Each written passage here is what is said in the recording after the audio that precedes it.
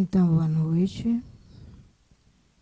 É com grande alegria que iniciamos nesse momento a doutrinária da Fraternidade Espírita Caminhando com Jesus. Antes, nós vamos fazer uma leitura de uma mensagem que está no livro Cura-te a ti mesmo, de João Nunes Maia, e que traz comentários a respeito do amor. Ele diz o seguinte: a cura da alma depende das reformas que se processam na sua intimidade, sem que falte o amor, razão de vida capaz de alicerçar as colunas da felicidade. Todos os sofrimentos vistos como tal nascem da ignorância. O afeto é a virtude divina que comanda o ambiente da harmonia, de onde desaparecem os contrários da alegria, distribuindo a paz interior. O homem que começa a despertar os valores transcendentais da vida passa a nascer de novo, encontrando um novo mundo, onde pode encontrar as portas que dão acesso à felicidade. Compreende-se tal que não há tranquilidade de consciência, sim harmonia no coração. Então, feita essa leitura, vamos nesse momento fazer a nossa prece, né, de abertura do nosso trabalho. Nesse momento, vamos mentalizar o alto, visualizando a figura meiga de Jesus, que aqui conosco está. Agradecemos a tua presença, ó Jesus amado, nosso irmão maior, nosso orientador, modelo e guia. Que nós possamos ser capazes, nos tornando dignos de seguir os teus passos, rumo à luz. Estamos buscando a plenitude. Ajuda-nos nessa jornada, para que nós possamos, de fato, concretizar esse objetivo, de um dia podermos desfrutar dessa felicidade junto contigo. Sabemos que tu nos ampara e te agradecemos por isso. Ó Jesus, fica conosco, hoje e sempre. Que assim seja, graças a Deus.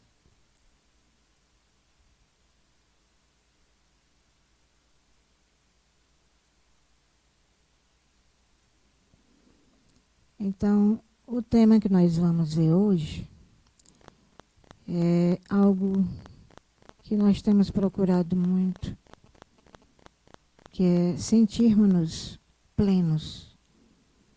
E quando nós pensamos em plenitude, nós pensamos em felicidade.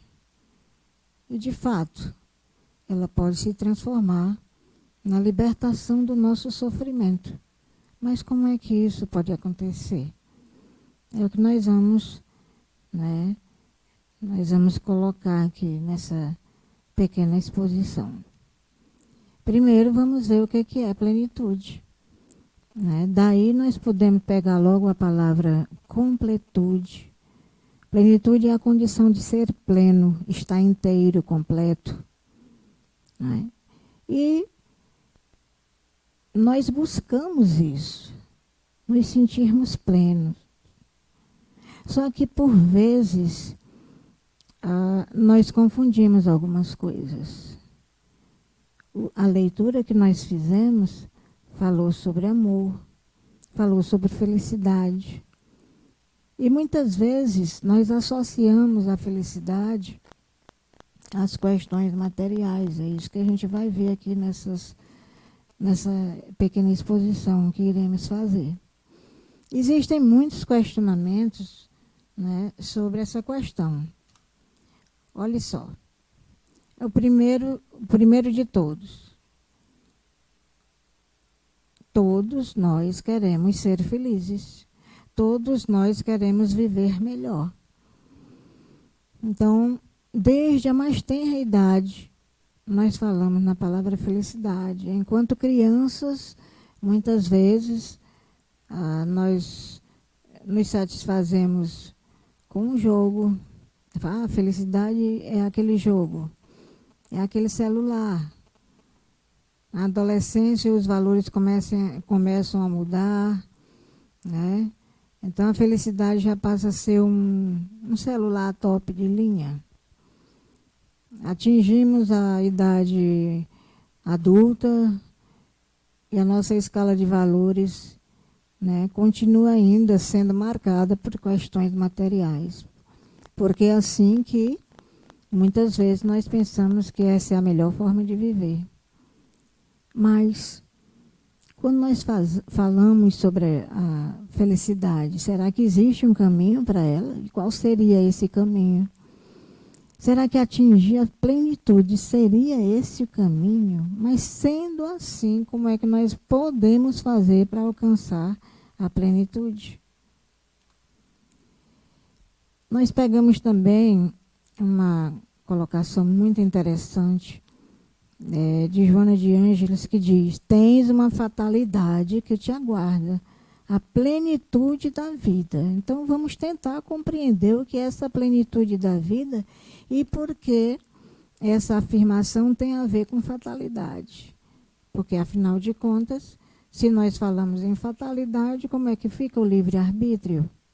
Né? Então, vamos ver essas questões. Nós tomamos como referência, né, para as nossas reflexões, principalmente 2 livros. O livro Plenitude, de Joana de Ângeles, né, e Roteiro, do Emmanuel. Então, logo no início, né, do livro Plenitude, a gente pode dizer, de um modo geral, que se trata de uma análise extremamente profunda de cunho psicológico, né, dos aspectos do sofrimento, porque ultimamente nós estamos muito preocupados com essa questão, né, do sofrimento. Então, ela faz essa análise psicológica.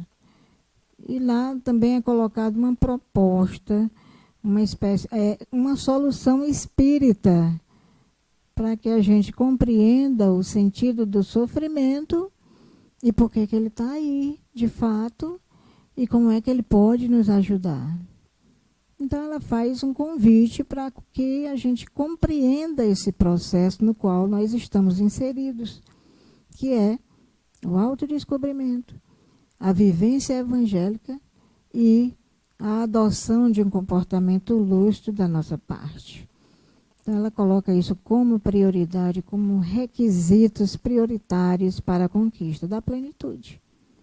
Autodescobrimento, vivência evangélica e um comportamento lúcido.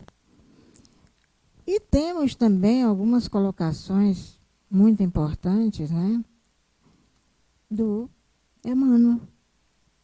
Né? Ele, logo de saída, ele faz logo essa afirmação: a inteligência, conhecimento, o saber não são sinônimos de evolução espiritual.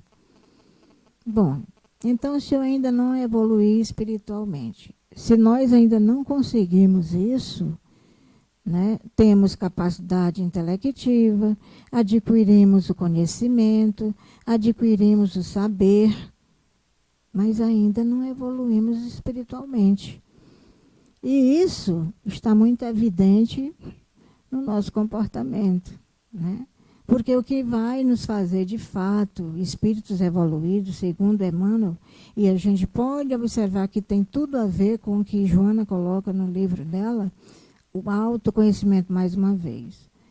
Qual é a grande questão aí? Será que eu me conheço? Será que eu posso dizer, eu me conheço? Será que nós podemos fazer isso? Até que ponto? Né? Se todos nós carregamos conosco um lado que nós desconhecemos, o nosso lado sombra, todos nós temos o nosso lado sombra. Ele fica escondido, não é? muitas vezes nós não queremos nem admitir a existência deles, porque estaríamos, digamos, colocando a coisa de uma forma como se nós pudéssemos ser infalíveis. Infalíveis nesse mundo de provas e expiações, né? Ainda temos muita estrada para percorrer. Outra coisa que nos faz espíritos evoluídos é a caridade, a mesma coisa que Joana coloca.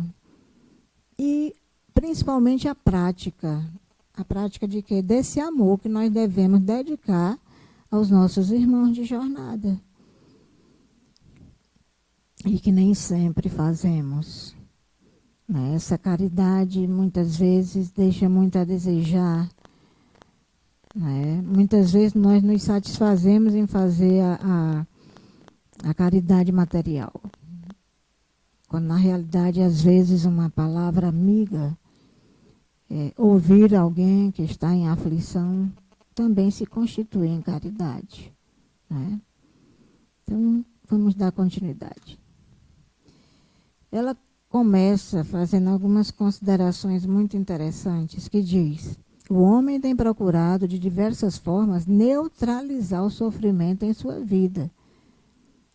Nós estamos fazendo isso constantemente, porque a gente tem uma ideia sobre o sofrimento, achando que ele é um adversário odioso em nossa vida, que nos atrapalha, porque ele pode nos atingir, né? O nosso equilíbrio, o nosso ânimo, e pode provocar em nós aflições gravíssimas. Então, qual é o nosso objetivo quando o sofrimento, a dor começa?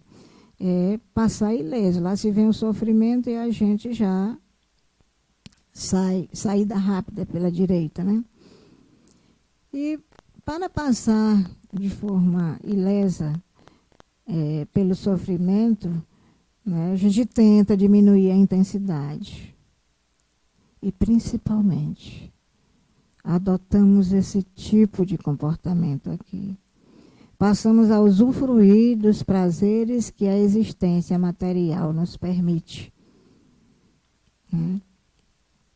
Com o objetivo de rejeitar o sofrimento. Bom, então, enquanto eu estou aqui, eu não quero saber de sofrimento, eu estou aqui no aniversário, eu estou aqui numa festa, não importa que seja aglomeração, mas nesse momento aqui eu quero acalmar o meu sofrimento, eu não quero aflição, então eu vou desfrutar desses prazeres que a existência material pode, não é, me colocar à disposição. E por que que isso acontece? Porque nós somos extremamente imediatistas. Né? O que é que nos interessa hoje? Nós não vislumbramos o futuro. Né? E também, em momentos de profunda dor, nós consideramos o sofrimento como vingança ou castigo divino. Até eu pequei, então Deus se vingou de mim e me castigou. Né? Quando isso não tem sentido. Quem se vinga de nós mesmos, quem se castiga, né, somos nós. Somos nós que procedemos assim.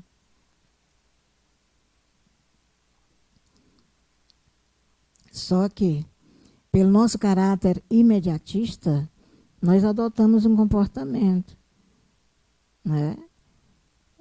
O sofrimento merece todo o nosso ódio e toda maldição. Né? Não quero saber de aflição, eu quero o sofrimento longe de mim. Né? Então, quando ele aparece, né, nós temos essa postura. Outra coisa que é colocado por Emmanuel e por Joana, a humanidade atual, olhe só as considerações que ele vai fazer sobre isso. A humanidade atual, em seu aspecto coletivo, considerada mentalmente, ainda é uma floresta escura. povoada de monstruosidades. Né? Porque nós somos seres profundamente dialéticos. Uma hora nós queremos uma coisa, outra hora já queremos outra, sempre no sentido de eleger o melhor para nós. Por quê? Porque o egoísmo, o nosso egoísmo, ele simplesmente fala mais alto. Né? A Joana vai dizer que uma das razões do sofrimento é o querer, de forma equivocada, conforme a ilusão do prazer, imediatista e alucinado, eleger aquilo que é perfeitamente dispensável. Não é? Isso retirando o essencial, que seria o mais importante para nós. Não é? Nós vivemos de acordo com o transitório e não com o permanente. Então, dessa forma, nós nos distanciamos da plenitude. Porque nós ainda estamos muito iludidos com o prazer imediatista e completamente alucinado. Né? Nós estamos elegendo o frívolo, aquilo que é perfeitamente dispensável em nossas vidas, deixando de lado o essencial, que é a mudança de atitude, que é a nossa reforma íntima. Falamos tanto nisso, muito, mas frequentemente nós caímos em tentação. Né? Então, por quê?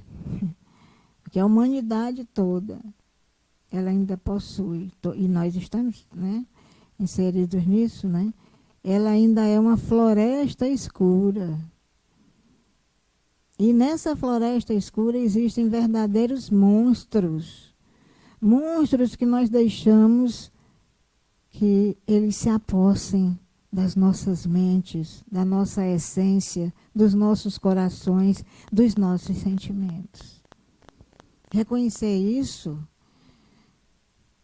é difícil para nós, principalmente porque nós somos arrogantes, nós somos prepotentes e egoístas e não queremos reconhecer isso. Então, essas monstruosidades ainda vão continuar a ser cultivadas por nós. Porque as nossas vaidades estão sempre falando mais alto.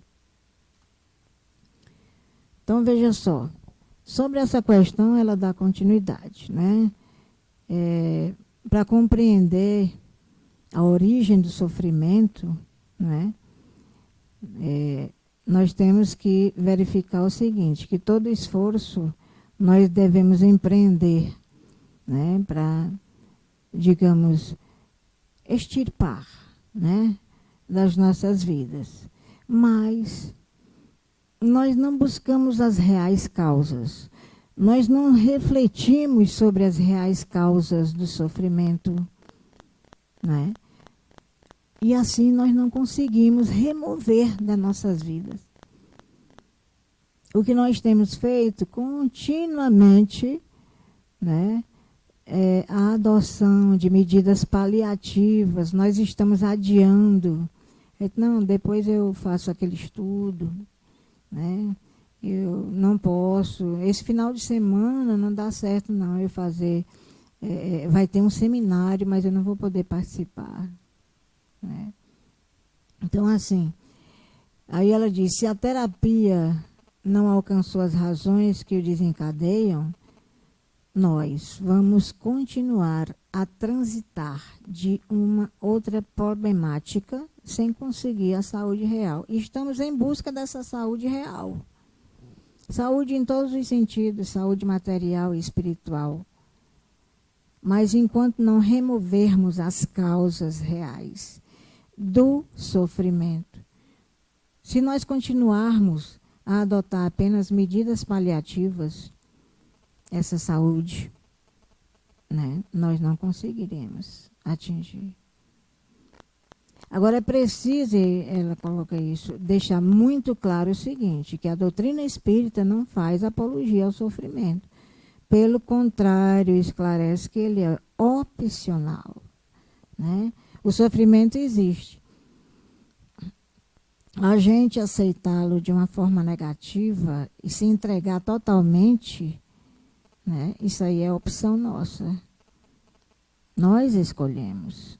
Afinal de contas, existe o nosso livre-arbítrio exatamente para isso.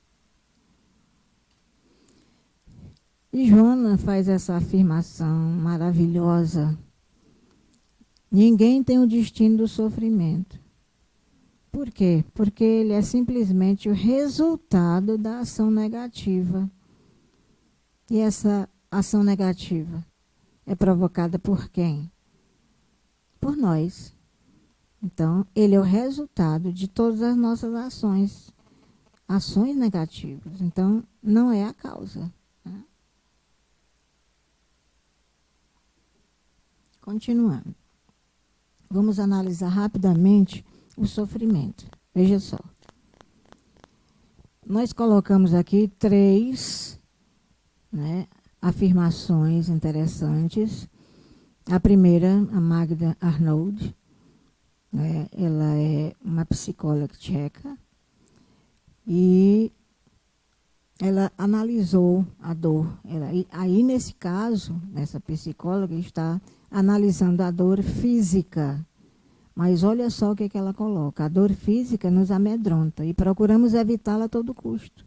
Contudo, por aguda que possa ser a dor física, a forma peculiarmente humana de sofrer não é física, mas psíquica ou emocional. Então, ela criou essa teoria da avaliação emocional, coisa que não era utilizada.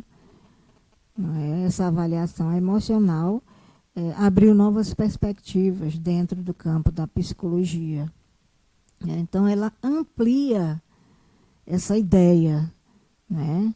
A forma humana de sofrer não é física, mas é psíquica ou emocional. E ela fez, né, todo um estudo a respeito disso, tendo como base a avaliação emocional dos seus pacientes. Né? Aí o nosso querido Jung, ele coloca aqui a dor física, ele começa falando da dor física, ela serve como alarme, né? Ora, é claro, quando a gente sente uma dor de cabeça, alguma coisa não vai bem conosco. Aí a gente procura normalmente o quê? Infelizmente, um analgésico, né? Algumas pessoas já utilizam medidas alternativas, o que é bem melhor. Mas ele também afirma o seguinte, que sentir a dor nos faz buscar a prevenção e até mesmo a cura. Então, nós estamos diante da possibilidade de uma mudança de postura. E ele complementa ainda dizendo que a dor é uma expressão simbólica do inconsciente. Ou seja, ele ampliou essa ideia da dor física, né? E já está chegando aonde? No inconsciente. Né? E ele termina o seguinte, colocando o seguinte, a dor é a expressão simbólica da alma, ou seja, um grito do inconsciente. Então, aí nós já temos a oportunidade de verificar que nós saímos da matéria, da parte da matéria, não é? E já partimos para um outro ponto, que é o inconsciente. Estamos buscando já a prevenção para essa dor, né? Procuramos também a cura para essa dor, na medida em que ela nos coloca para baixo, as aflições e assim por diante. Então, trata-se da expressão simbólica da alma. É o nosso inconsciente que nesse momento grita, né, em desespero, querendo atingir um outro patamar, onde encontre ali o equilíbrio e a harmonia. E Joana, né, vem fazer essa consideração aqui. Os sofrimentos são vistos como instrumentos de educação e de progresso espiritual. Então, no contexto da doutrina espírita, através dos estudos realizados por Joana de Ângeles, nós temos aí que se trata de um instrumento de educação. Nós somos espíritos ainda muito ignorantes, e que, por vezes, nos conformamos apenas com a matéria para combater o sofrimento, né? Haja visto o fato de que desde que se inventou, por exemplo, o carnaval fora de época, à medida que o tempo vai passando, isso se amplia. Se amplia a tentativa, né, de cobrir uma necessidade. E aí, por conta disso, infelizmente, existe a promiscuidade, existe o uso das drogas lícitas e ilícitas. E só o sofrimento é que vai nos educar, porque nós somos teimosos, não é? Só o sofrimento é que vai promover o nosso progresso espiritual. Joana de Ângeles coloca isso muito bem. No livro dela, ela cita, né, Buda, que ele dizia que a única função da vida é a luta pela vitória sobre o sofrimento. Veja bem desde que época o pessoal está preocupado com essa questão. Empenhar-se em superá-lo deve ser a constante preocupação do homem. E por conta disso, ele vai estabelecer a teoria do caminho do meio para alcançar a paz, né? Porque era colocado que havia necessidade de adotar uma postura meramente contemplativa, não é? Sem uma ação de fato, né, mais consistente. E ele diz que não é mais necessário essa austeridade cruel, nem as dissipações comuns, mas o equilíbrio na meditação é que vai nos conduzir à vitória sobre o sofrimento. E ele chamou isso de caminho do meio, né? Ele também trouxe para nós essas ideias aqui das 4 nobres verdades. Verdades essas que vão contribuir para a libertação dos homens, né? Então, a primeira verdade, né? Nós temos o sofrimento, mas precisamos compreender suas origens, né? Ele traz também a cessação do sofrimento, como é que isso é possível, e os caminhos para a libertação do sofrimento. Então, ele propõe isso como forma de libertar os homens desse sofrimento, né? Ele diz que o sofrimento se apresenta sob 3 formas, né? Ele vai afirmar que a primeira forma é o sofrimento do sofrimento, o sofrimento da impermanência e o sofrimento como resultante dos condicionamentos. Vamos ver como é que isso ocorre. O sofrimento do sofrimento é o resultado das aflições que ele mesmo proporciona. Então, aí, né, ele pode se apresentar a nós nos campos físico e mental. A dor física e a dor mental, né? Então, o sofrimento do sofrimento, segundo Buda, né, Siddhartha Gautama, é o resultado daquelas aflições. Lá vem o sofrimento com as aflições, né, e a isso ele chamou de sofrimento do sofrimento, e que ele possui essa capacidade, não é, de atingir a nossa parte física e a nossa parte mental. E daí, não é, com essa parte física e a parte mental atingida, nós vamos ter o quê? A doença. Aí vem a doença. A doença é o resultado do desequilíbrio energético do corpo, porque o corpo é frágil emocionalmente, né? Então, em razão da fragilidade emocional do espírito que o aciona. Então, o corpo é acionado pelo espírito. Se esse espírito é frágil emocionalmente, ele vai se desequilibrar, né? Se ele vai se desequilibrar, ele vai atingir a energia do corpo, aí a doença aparece, né? Então, esse é o primeiro ponto tratado, né, por Buda, sofrimento do sofrimento. E aí, Joana de Ângeles faz a seguinte colocação: as causas profundas das doenças estão no indivíduo mesmo. Aí, o que o indivíduo tem que fazer? Tem que se autoexaminar, autoconhecer-se, porque só assim é que ele vai se liberar de um determinado tipo de sofrimento.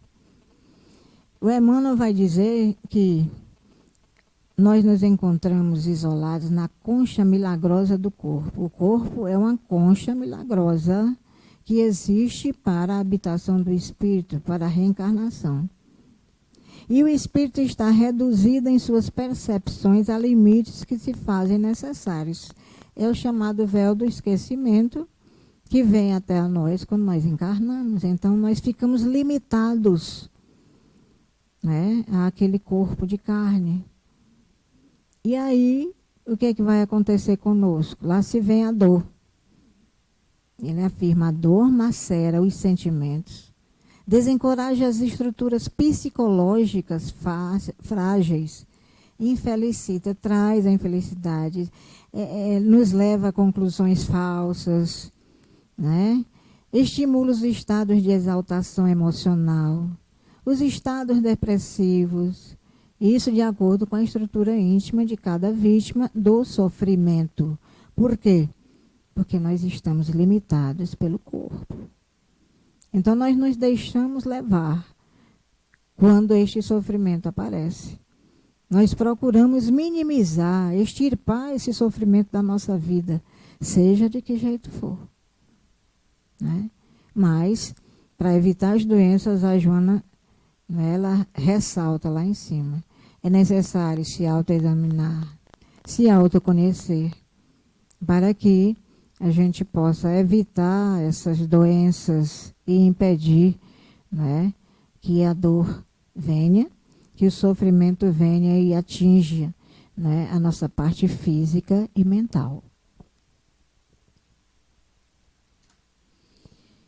Outra coisa que é muito importante, que é recomendado, né? Olha só o que acontece conosco quando nós estamos em estado de sofrimento. A conduta moral e mental dos homens, quando cultiva as emoções da irritabilidade, do ódio, do ciúme, do rancor, das dissipações, impregna o organismo. Aí nós adoecemos. O sistema nervoso, né? Aí nós entramos em depressão, com vibrações deletérias. Essas vibrações vão bloquear as áreas por onde se extrai a energia saudável. E se elas vão bloquear essas áreas, né, as vibrações deletérias, o que vai acontecer conosco? Nós vamos abrir esse campo para a instalação das enfermidades. Aí é que vem a proliferação dos agentes viróticos degenerativos que ali se instalam. E não se trata apenas, né, de agentes viróticos degenerativos físicos, mas também espirituais. Então, a nossa conduta moral e mental depende, não gosto de usar muita palavra, mas ela define, ela determina, né, essa energia saudável, né, que ela esteja em um patamar de equilíbrio X para nos defender desses agentes viróticos e impedir as enfermidades. Outra coisa que também, né, que provoca esse sofrimento são as tensões físicas, mentais, emocionais. Tudo isso é um conjunto responsável pelas doenças, né?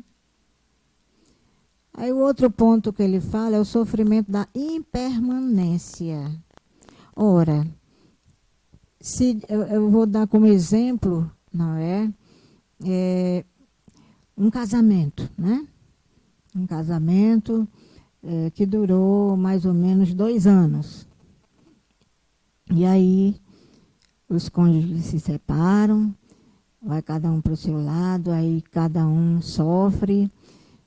O que houve? O casamento, ele não assumiu aquela característica de permanente, não é? E eles se separaram. Então, o sofrimento da impermanência, não é? Ele provoca, né, coisas nefastas em nós. Né? Então, veja só, de imediato o prazer gera o sofrimento. Eu dei como exemplo o casamento. Né? Então, quando esse prazer gera o sofrimento, aí é que nós temos a ideia da impermanência. Aí o que é que nós vamos fazer? Nós vamos, dentro do nosso cotidiano, né, buscar de forma insaciável o prazer. E essa busca não vai libertar, não. Ela vai se constituir num tormento, né, que vai nos atingir.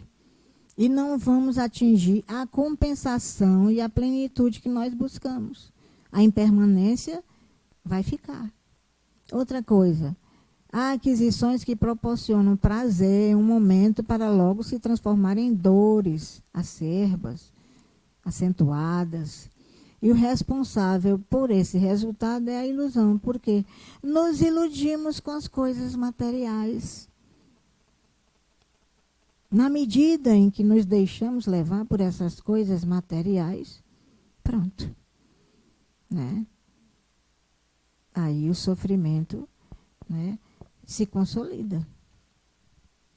Agora vem o sofrimento resultante dos condicionamentos. Né? Existem vários condicionamentos, né, por aí que podem interferir na nossa vida, caso eu deixe. Então, veja só. Ela afirma, a maioria das coisas que planejamos não saem como planejado. Isso é verdade. A todo instante nós somos contrariados. E aí o que é que a gente vai fazendo? A gente vai mudando a nossa escala de valores. Nós somos imediatistas, passamos a ser mais ainda. Querendo compensar aquele sofrimento. Né? Passamos a adotar posturas vulgares, promíscuas. Passamos, inclusive, a colocar o poder que é transitório como prioridade em nossa vida. O uso da força para fazer valer a nossa vontade. Né? Então, só que tudo isso, essa escala de valores aí, ela vai proporcionar o sofrimento. Porque eu me deixo levar por esses condicionamentos, não é? E ainda dentro desse sofrimento resultante do condicionamento, ele passa a abarcar uma educação incorreta, a convivência social passa a ser extremamente assim, sem o menor sentido, né, que a gente chama de pouco saudável. E qual é o resultado de tudo isso? Vai proporcionar agregados físicos e mentais contaminados. Por quê? Porque eu me deixei levar. Ah, tá, mas é tão difícil conter. É verdade. Nós aprendemos pelo ensaio e erro. Né? Nós temos a oportunidade de estudar sobre isso, mas quando chega o momento de conferir, a gente está sempre caindo. Né? Então, é necessário pedirmos a espiritualidade amiga, pedirmos, né, aos nossos mentores que estejam conosco para que a gente seja forte o suficiente, não nos deixar levar. Outra coisa que é colocada aqui, ainda dentro daquele contexto, o corpo é para o homem um santuário real de manifestação. Ele é obra-prima do trabalho seletivo de todos os reinos em que a vida planetária subdivide. Nós fomos, né, esse corpo foi criado com um objetivo. Né? Mas veja só, torturado pela sede de infinito, cresce com a dor que o repreende, com o trabalho que o santifica. Né? Então, a dor chega, mas nem sempre queremos trabalhar no sentido de santificar, né, esse casulo ao qual nós estamos inseridos. Né? E é importante isso que ela coloca para isso, para atingirmos, né, esse trabalho de fato e santificar, né? O mestre não exige que os homens se façam heróis ou santos de um dia para o outro. Não pede que os seguidores pratiquem milagres, nem lhes reclama o impossível. Tudo acontece dentro das nossas possibilidades, mas é cobrado de nós mesmos, né, muita responsabilidade e compromisso. É exatamente com esses dois pontos que nós vamos seguir em frente.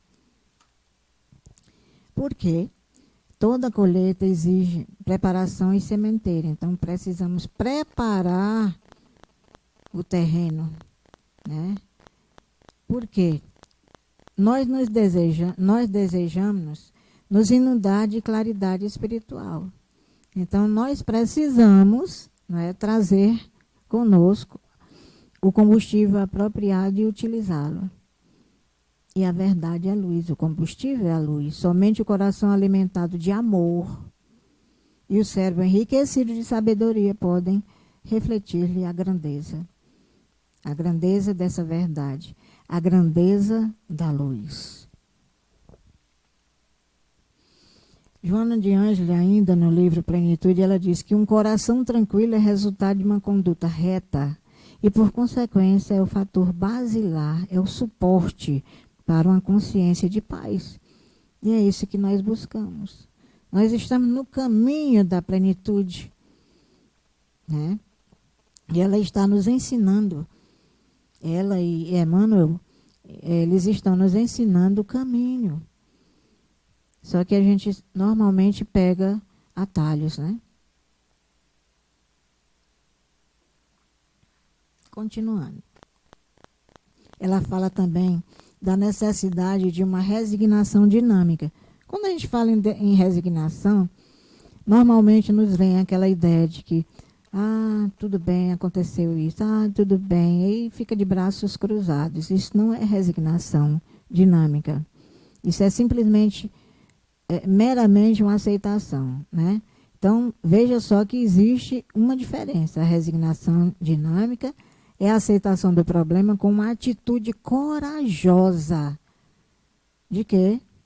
De enfrentar e remover a causa, né? E isso, quando nós procedemos assim, tomamos essa atitude corajosa, nós estamos avançando, né? Passo a passo para a solução daquele problema, daquele sofrimento. E é dessa forma que a gente vai atingir a plenitude. Isso aqui também eu trouxe porque é muito importante essa afirmação dela. A vida é um permanente desafio. É um desafio constante, mas nós temos oportunidades riquíssimas de crescimento, né? E essas oportunidades vão se revelar cada vez mais fascinantes e grandiosas. Por isso mesmo é que nunca cessa o desenvolvimento dos valores intelecto-morais do espírito na sua faina de evoluir. Evoluir no sentido de atingirmos a plenitude.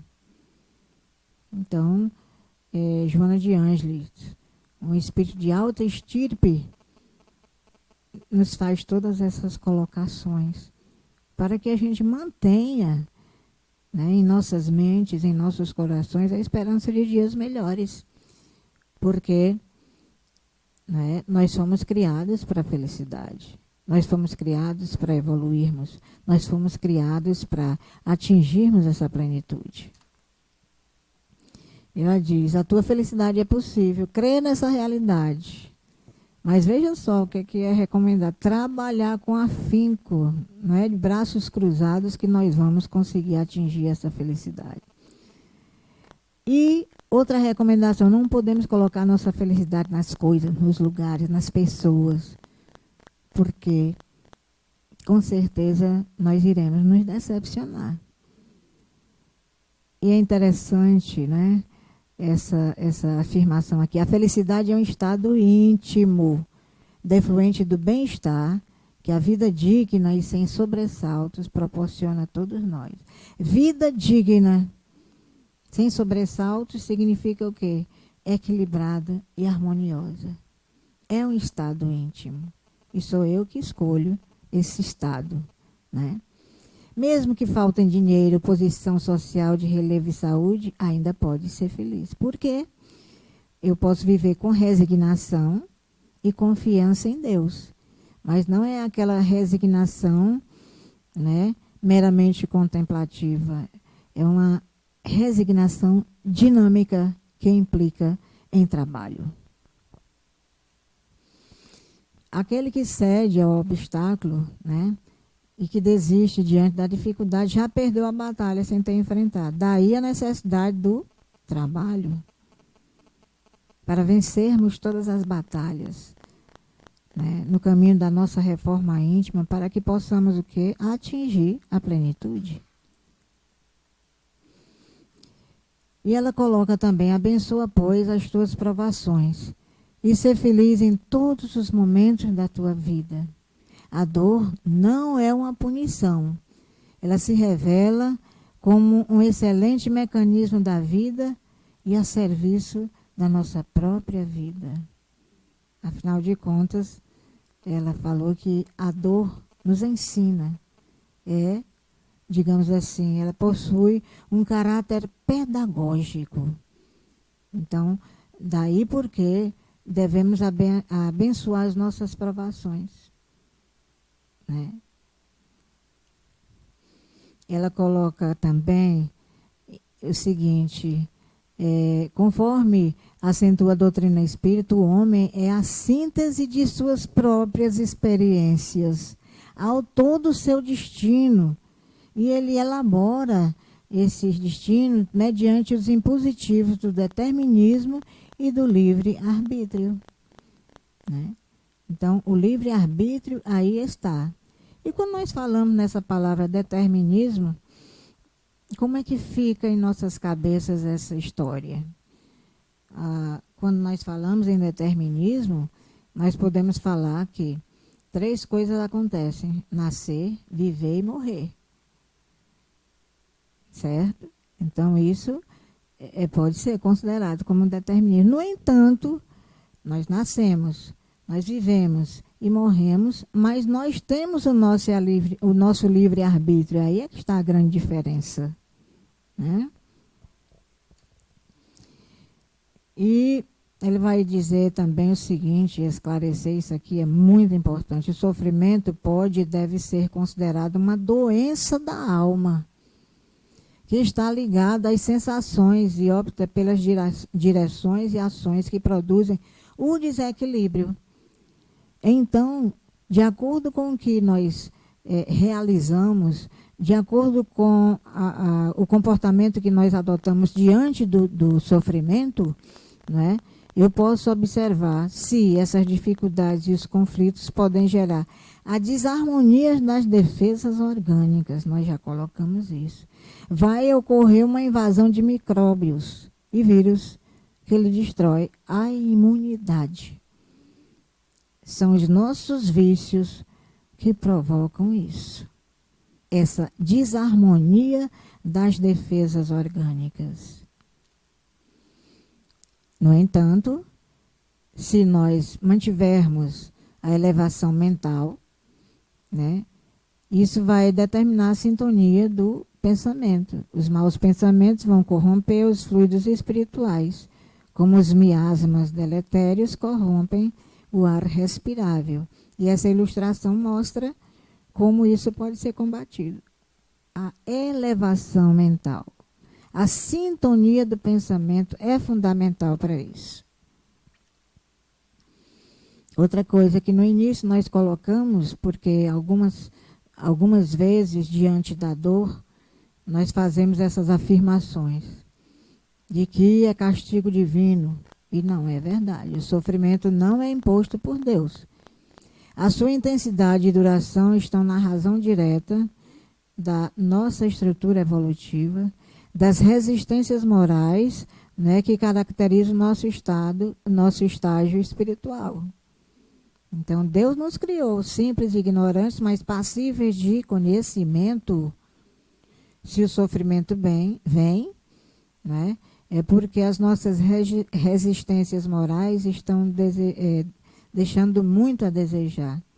Se o nosso estágio espiritual ainda não atingiu um patamar ideal, temos que trabalhar por isso, para que nós possamos melhorar nossa estrutura evolutiva.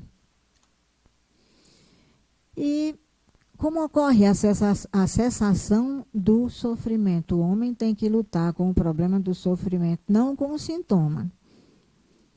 E aí é colocado o seguinte: tudo aquilo, portanto, que quereis que os homens vos façam, fazei-o vós a eles, pois esta é a lei e os profetas. Isso está em Mateus, capítulo 7, versículo 12, que traz para nós, né? Ela nos traz isso, né, Joana? Traz para nós o altruísmo.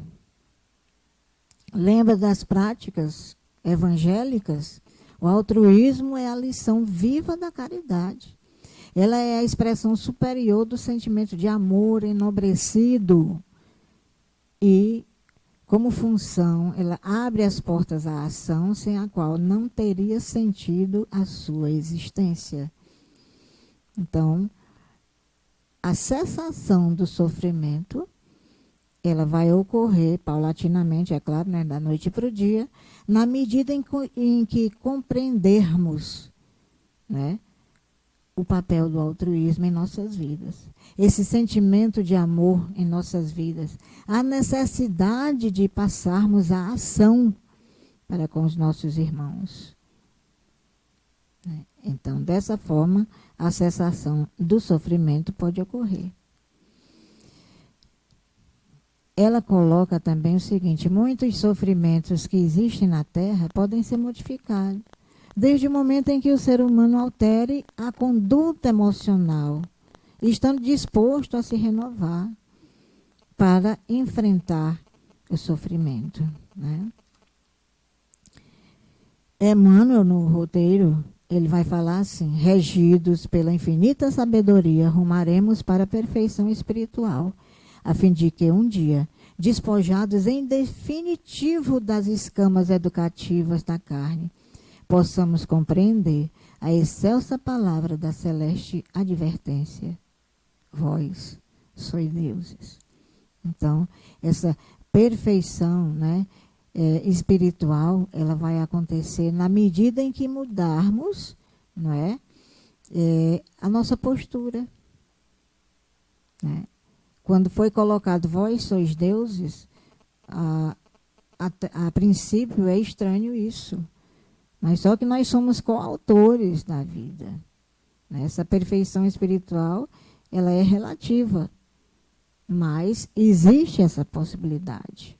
E nós estamos rumo à luz, nós estamos marchando rumo à plenitude.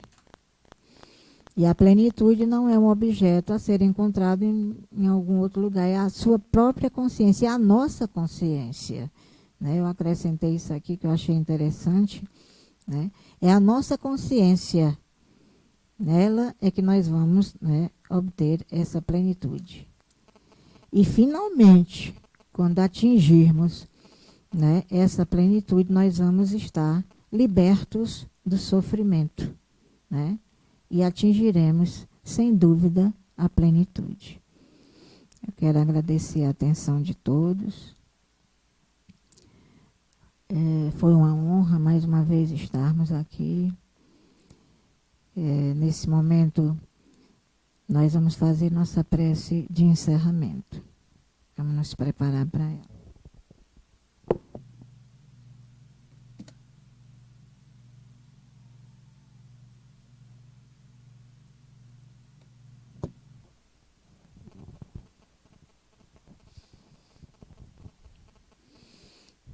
Vamos mais uma vez nos conectar com o alto,